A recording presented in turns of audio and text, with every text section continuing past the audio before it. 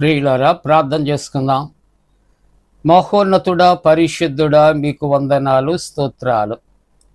ప్రాతకాల ఆరాధన ద్వారా నిన్ను గణపరుస్తున్న ప్రతి కుటుంబాన్ని ఆశీర్వదించి నైనా ప్రతి ఒక్కరితో మీరు మాట్లాడి మీరు మహిమ పొందండి. యేసు ప్రభు వారి దివ్య నామమున వేడుకొనుచున్నాము తండ్రి, ఆమేన్.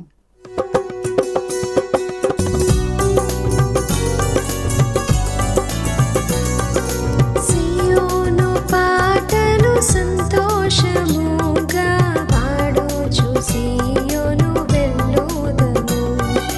సియోను పాటలు సంతోషముగా పాడుచు సియోను వెళ్ళుదము. లోకాన శాశ్వతానందమేమియు లేదని చెప్పెను ప్రియుడేసు. లోకాన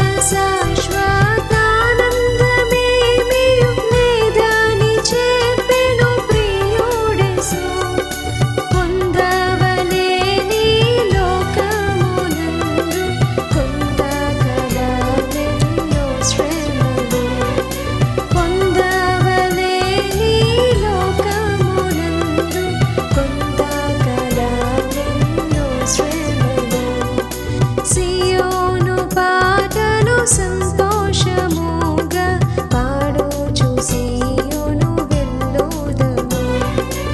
ఐగుప్తును విడచినట్టి మీరు అరణ్యవాసులై ధరలో. ఐగుప్తును విడిచినట్టి మీరు అరణ్యవాసులై ధరలో. నిత్య నివాసములే నేత్రాలు కానను పైనిల్పుడి. నిత్య నివాసములే దిలలోన నేత్రాలు కానను పైనిల్పుడి. సియోను పాటలు సంతోషముగా పాడుచు సియోను వెళ్ళుదము.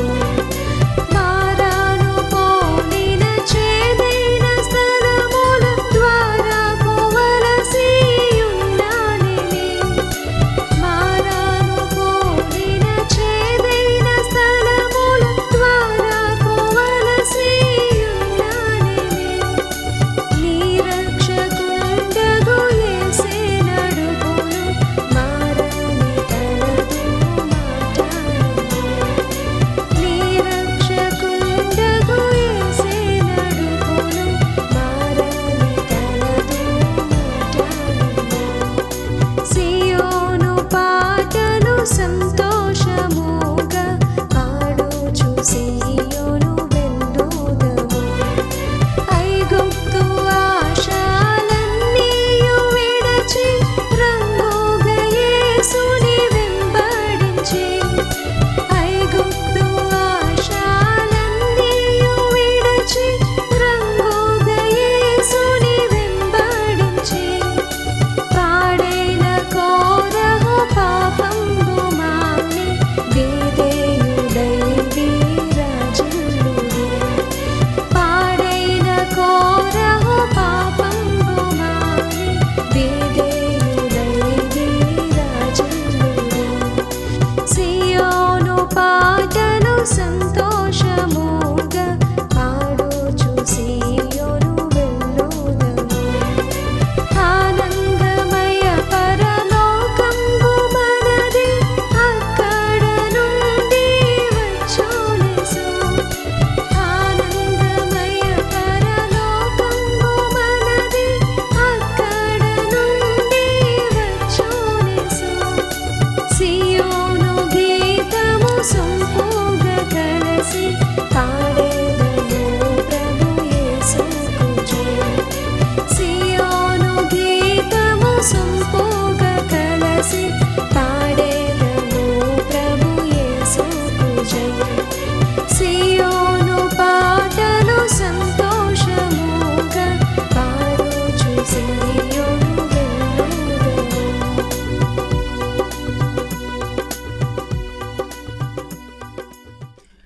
ప్రియులారా, ప్రభు పేరట మీకు శుభాలు. జన్మదినాలు, వివాహ దినాలు జరుపుకుంటున్న కుటుంబాలకు యేసుక్రీస్తు ప్రభు పరిశుద్ధ నామమున శుభాలు మేము తెలియజేస్తున్నాం. మీ కొరకు ప్రార్థన చేస్తూ ఉన్నాం. మంచిదండి, మీరు క్షేమంగా ఉన్నారు కదా. దేవునికి వందనాలు చెల్లిందాం.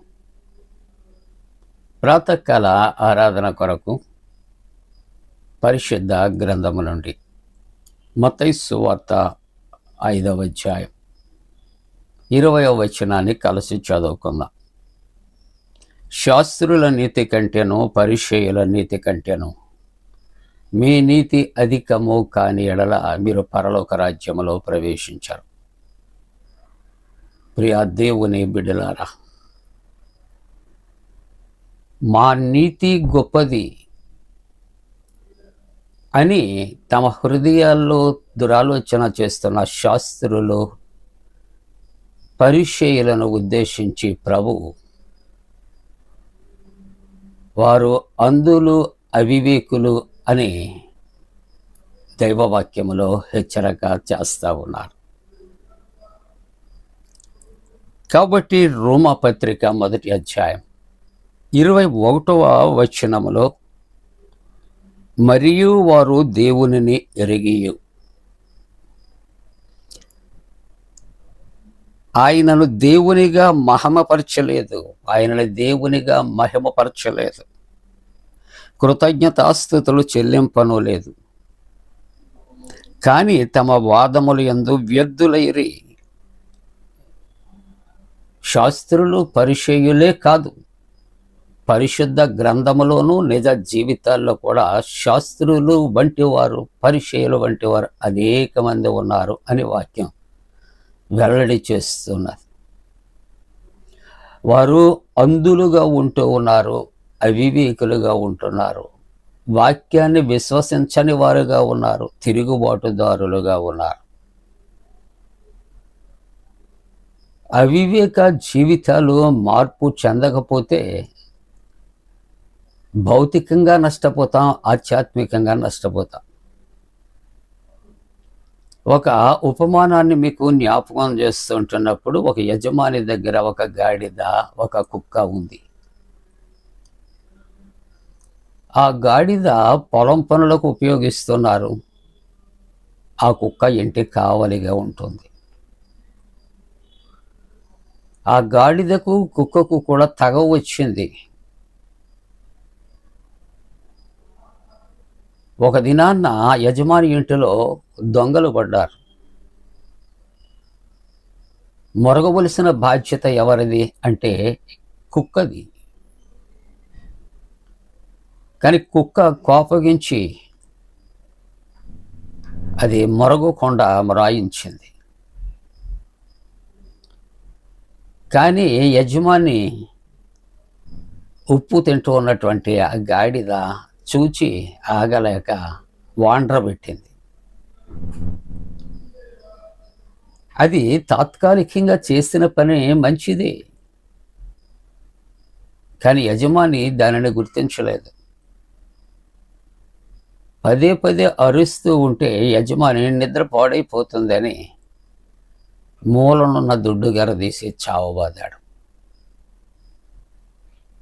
దీనికి ఉన్నటువంటి నీతి ఏమిటని ఆలోచన చేస్తూ ఉంటున్నప్పుడు, గాడిద తనకు అప్పగించినటువంటి పని తాను చేయాలి. కుక్క కావలి ఉండి దొంగలు పడినప్పుడు మురగాలి. అంటే కుక్క పని గాడిద చేయకూడదు, గాడిద పని కుక్క చేయకూడదు అని జ్ఞాపకం చేస్తుంది ఈవేళ ఉపమానం. కాబట్టి ఇక్కడ శాస్త్రులు పరిసయ్యుల యొక్క జీవితం ఏ విధంగా ఉంది అని ఆలోచన చేస్తూ ఉన్నప్పుడు, వారు అవివేకులుగా జీవిస్తూ ఉంటున్నారు, దేవుని నీతిని ఎరగినటువంటి వారుగా ఉంటున్నారు ప్రియులారా. అందుకని రోమపత్రిక 1వ అధ్యాయం 21వ వచనాన్ని మనం చదువుకున్నాం. మరియు వారు దేవునిని ఎరిగియు. క్రీస్తు ప్రభు ఎవరు, క్రీస్తు ప్రభు ఏమిటి, ఆయన ఏమై ఉన్నాడో వారికి తెలుసు. కానీ వితండవాదం, ప్రభువుని సిగ్గుపరచాలని, అవమానపరచాలని శాస్త్రుల పరిచయాల యొక్క ధ్యేయం. దేవుని వాక్యం అంటుంది, మోసపోకుడి దేవుడు వెక్కిరింపబడడు. అందుకని యుద్ధము యెహోవాదే. దేవుని మీద తిరుగుబాటు చేస్తే ఆయన ఎదుట ఎవరు నిలవరు ప్రియులారా. ఆయనకు అసాధ్యమనేది ఏదైనా ఉన్నదా? అందుకని దేవుని వాక్యం ఉండదు, మరియు వారు దేవునిని ఎరిగియు ఆయనను దేవునిగా మహిమపరచలేదు. వారు దేవుడు చేసిన గొప్ప కార్యాల కొరకు కృతజ్ఞతాస్తుతులు కూడా చెల్లించలేదు. కానీ తమ వాదములు యందు వ్యర్థులైరి. యేసు ప్రభుని ఎన్నో రీతులలో ఆయనను పట్టుకొని అప్పగించాలని, సిగ్గుపరచాలని, చిక్కు ప్రశ్నలు ఎన్నో వేసి అవమానపరచాలని ఎదురు చూచారు. అందులో ఒక సన్నివేశము, మేము పన్ను ఎవరికి చెల్లించాలి అని ఒక తెగ వచ్చి అడిగింది. మీ దగ్గర ఒక నాణెము లేక ఒక రూక తీసుకుని రండి. తీసుకుని వచ్చారు. దీని మీద ఎవరి బొమ్మ ఉంది, ఎవరి ముద్ర ఉంది? కైసరిది. వాళ్ళు అనుకున్నారు కైసరిది అంటే దేవుడికి చెల్లించొద్దా, దైవద్రోహం చేస్తున్నాడు అంటానికి. దేవునికి చెల్లించాలి అంటే రాజద్రోహం చేస్తున్నాడని అంటానికి వాదోపవాదాలు చేస్తున్నారు. కానీ ప్రభు అంటాడు, కైసరిది అయితే కైసరికి చెల్లించండి, దేవునిది దేవునికి చెల్లించండి.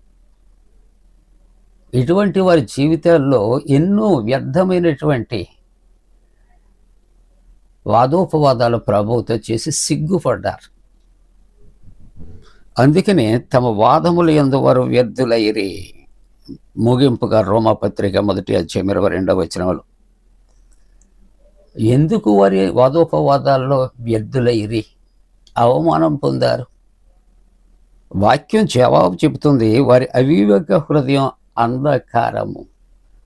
వారి హృదయము అవివేకముతో ఉన్నది. అదంతా అంధకారముగా ఉంది, చీకటిమయంగా ఉన్నది. ఎందుకంటే వారి హృదయంలో దేవుడు లేడు, వెలుగు లేదు, జీవము లేదు. వారు ఎందుకు పుట్టారా అని ఆలోచన చేస్తే ప్రభువు మీద తిరుగుబాటు చేయటానికే, వ్యర్థమైన ప్రశ్నలు వేయటానికే, అవివేకపు జీవితాన్ని వారి లోకంలో జీవించటానికే. అందుకే వారి అవివేక హృదయము అంధకారమయ్యాను, తాము జ్ఞానులమని చెప్పుకొనుచు బుద్ధిహీనులైరి. వాళ్ళే అనుకుంటున్నారు, మేము చాలా వైజ్ మ్యాన్, మేము తెలివైన వారము, మేము జ్ఞానులము అని వారు చెప్పుకుంటూ వారట సిగ్గుపడ్డారు అనేది దేవుని యొక్క వాక్యం. కాబట్టి మన జీవితాల్లో శాస్త్రుల వలె, పరిచయుల వలె అంధకార హృదయము కాదు, కానీ అవివేక హృదయము కాదు, కానీ అంధత్వము కాదు, కానీ వ్యర్థమైనటువంటి మాటలు కాదు, కానీ వివేకముతో జీవించడానికి దేవుడు తన పరిశుద్ధాత్మ కూడిన మనపై మెండుగా కుమరించునుగాక. ఆమేన్. ప్రార్థన. పరిశుద్ధుడా, నీకు స్తోత్రాలు. నీవిచ్చిన వాక్యమును దీవించి వాక్యానుసారముగా వివేకము కలిగి మేము బ్రతకటానికి కృప చేయండి ప్రభువా. ఇదిగో చిన్న బిడ్డలు, యవన బిడ్డలు, వృద్ధులు క్షేమము కొరకు, ఆరోగ్యము కొరకు, స్వస్థతల కొరకు, రక్షణ కొరకు ప్రార్థిస్తూ యేసు ప్రభు దివ్య నామమున వేడుకొనుచున్నాము తండ్రి. ఆమేన్. మన పరమ తండ్రి అయిన దేవుని యొక్క ప్రేమయు, ప్రభువైన యేసు క్రీస్తు ప్రభు కృపయు, పరిశుద్ధాత్మక నేను సహవాసం ఆరాధిస్తున్న ప్రతి కుటుంబానికి తోడుకొని సంరక్షించి కాపాడునుగాక.